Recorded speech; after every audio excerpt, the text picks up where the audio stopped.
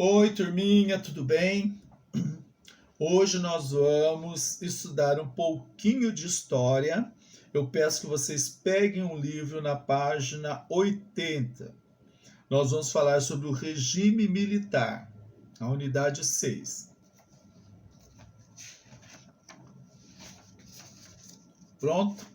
Pegaram o livro já? Então vamos lá, turminha.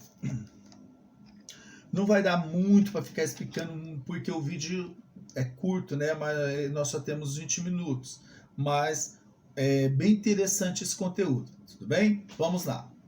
A população brasileira viveu sob governos militares entre os anos de 1964 e 1985. Durante esse período, os militares interromperam os mandatos de muitos políticos, como deputados e senadores. Além disso, a população perdeu uma série de direitos, entre eles o de eleger seu presidente. Por esse motivo, o período também ficou conhecido como ditadura militar, porque quem governava nesse período eram apenas os militares, tá? Aí o povo não escolhia, como nós vimos aqui, o povo perdeu o direito de eleger. Então quem escolhia os militares? Nós vamos ver, né? Quem escolhia esses militares. Durante o regime militar, apenas militares de altos cargos podiam se candidatar à presidência. E as eleições ocorriam de forma indireta, ou seja, somente alguns políticos votavam e não havia participação da população. Então, quem podia participar, se candidatar, eram políticos de cargo elevado, eram militares, né, que podiam se candidatar à presidência, e quem votavam eram os próprios, né, militares. Então eu peço que vocês peguem o grifa-texto e grifem esse segundo parágrafo aqui, porque é importante. Aqui mostra quem se candidatava e quem votava. E a população teve o direito, né, suspenso de escolher o presidente. Além disso, houve uma repressão a qualquer pessoa ou grupo que fizesse oposição ao governo. Então não podia se manifestar contra o governo. Funcionários públicos e até militares que eram contra o governo foram demitidos e greves, passeatas e manifestações populares foram proibidas. Quem fazia oposição ao governo poderia ser preso, torturado e até mesmo morto em decorrência de maus tratos, né? Então as pessoas acabavam sendo presas e alguns eram torturados e acabavam morrendo. Então foi um tempo, né, muito difícil. Vamos ver os principais presidentes. O tio Toninho trouxe as fotos aqui desses presidentes para que vocês possam, né, visualizá-los.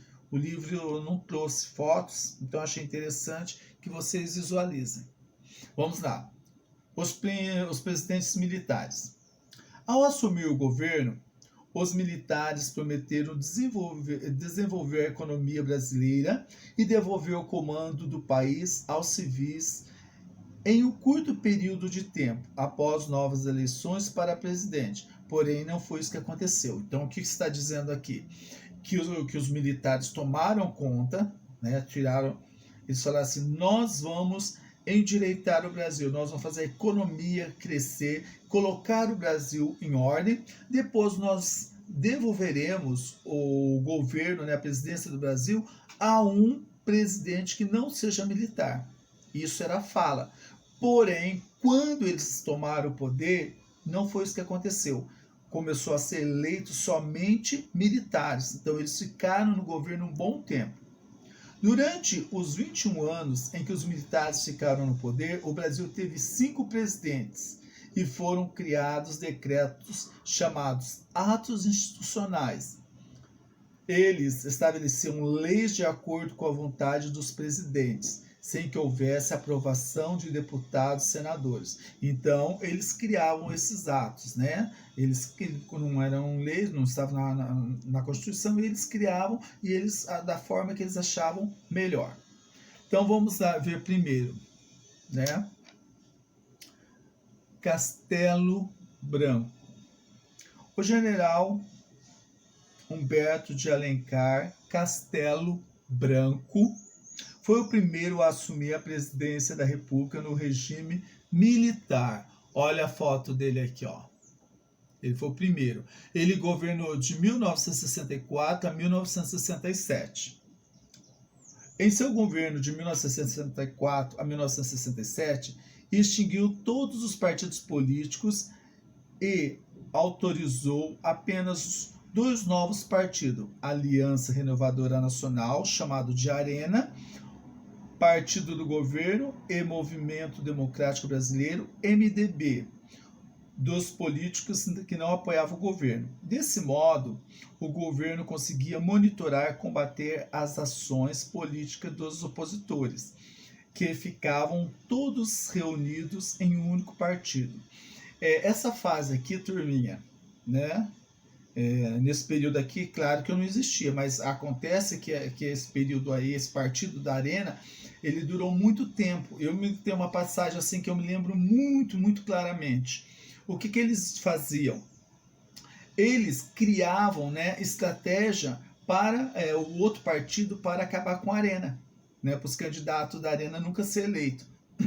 Nós temos que lembrar que a população naquela época eram muitos analfabetos e pessoas incultas, ou seja, meus pais eram analfabetos, então eles acreditavam em tudo que falavam.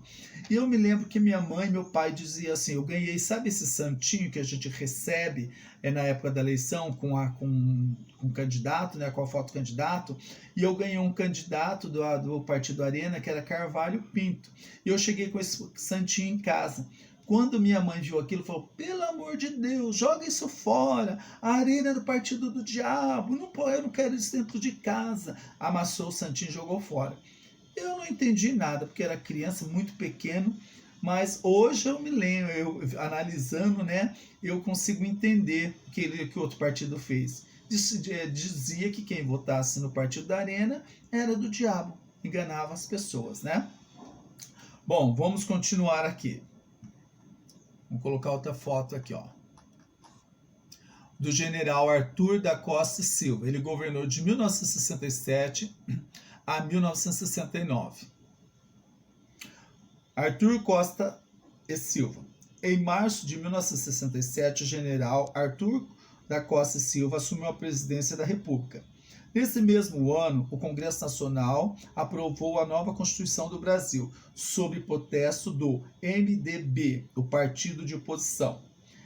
Em meados de 1968, ocorreram manifestações contra o governo militar em diversos locais do Brasil.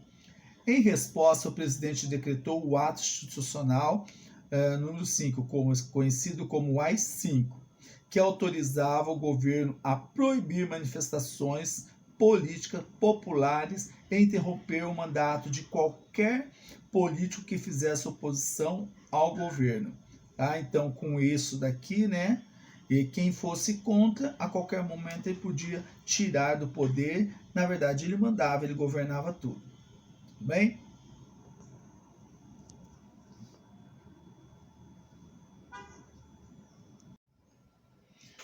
Turminha, vamos ver agora o general Emílio Garrastazu Médici.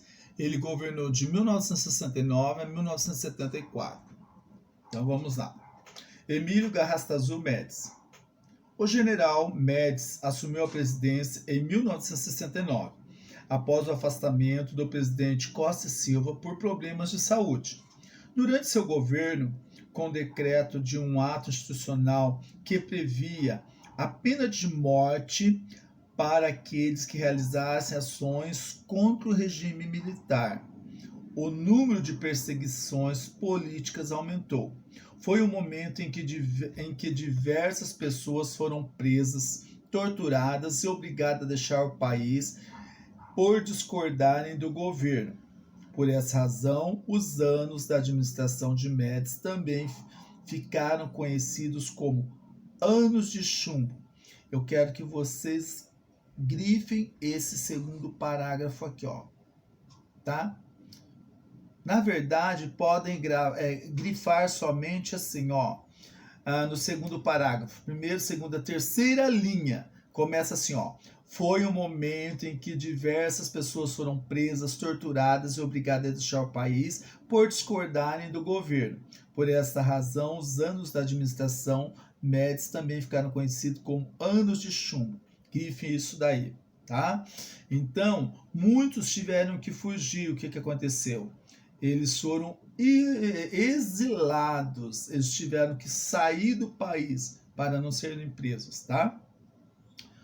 No governo de Médici, o Brasil passou por uma rápida industrialização e a economia teve grande crescimento, impulsionando a base de empréstimos estrangeiros. Então, como o Brasil começou a desenvolver, ou conseguiu empréstimos, os outros países emprestavam para o Brasil. Esse crescimento ficou conhecido como milagre econômico. Então, o Brasil avança aqui, tá? Começa a se desenvolver. Olha aqui a bandeirinha que eles colocaram. Ninguém, né, mais segura este país. Como os meios de comunicação passavam por censura, não eram divulgadas notícias que pudessem abalar a imagem do governo. Assim, muitas pessoas viviam sem conhecer a real situação do país. E parte da população realmente acreditava que o Brasil passava por um dos melhores momentos de sua história, mesmo com a repressão, tortura e até a morte de quem agia em oposição ao governo. Além disso, né, o Brasil, a gente tem que tentar lembrar, aliás, tem que lembrar que eles usavam o quê? O esporte, né? Então o Brasil estava lá concorrendo, ganhando prêmios, né, no esporte, então a população estava voltada para tudo isso daí e muitas vezes não viu o que realmente acontecia no país. Isso acontecia principalmente nas grandes capitais. Nós no interior, eu morei numa cidade no interior, então a gente não sabia muito o que acontecia, as notícias não chegavam. Vamos lá, pessoal. Vamos ver agora o general Ernesto Geisel. Está escrito Geisel, mas se lê Geisel, tá? Ele governou de 1974 a 1979. Vamos ver aqui. Em 1974, o general Ernesto Geisel assumiu a presidência da República. Diferente de Médici, Geisel enfrentou problemas econômicos logo no início de sua gestão, pois o mundo vivia uma crise por causa do aumento do preço do petróleo. Devido à fase ruim da economia, a insatisfação popular com o governo aumentou. Diante disso, o presidente anunciou um plano de transição do regime militar para o governo de civis, processo que ficou conhecido como abertura política. Ainda assim, Geisel garantiu que o processo ocorresse de maneira lenta e controlada pelo governo. Com isso, terminou seu mandato, assegurando que os militares permanecessem no poder por alguns anos. Então ele dizia que ia passar o governo, né, para um presidente civil, ou seja, que não era militar, mas isso foi de uma forma lenta para garantir que o seu governo terminasse e os militares não perdessem o poder. Ele usou uma estratégia. Vamos ver agora. O general João Batista Figueiredo governou de 1979 a 1985. João Batista Figueiredo.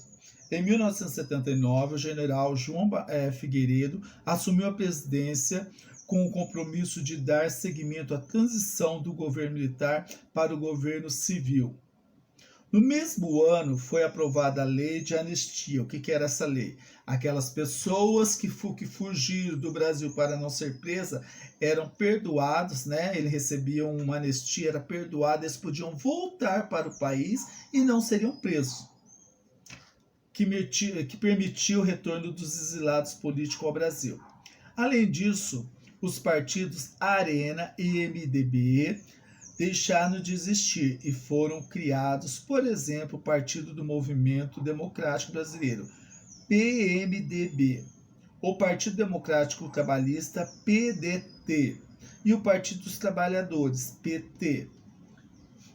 Em 1983, ocorreram grandes manifestações pelo fim da ditadura militar e por eleições diretas. Essa campanha ficou conhecida como Direta Já e contou com grande apoio popular.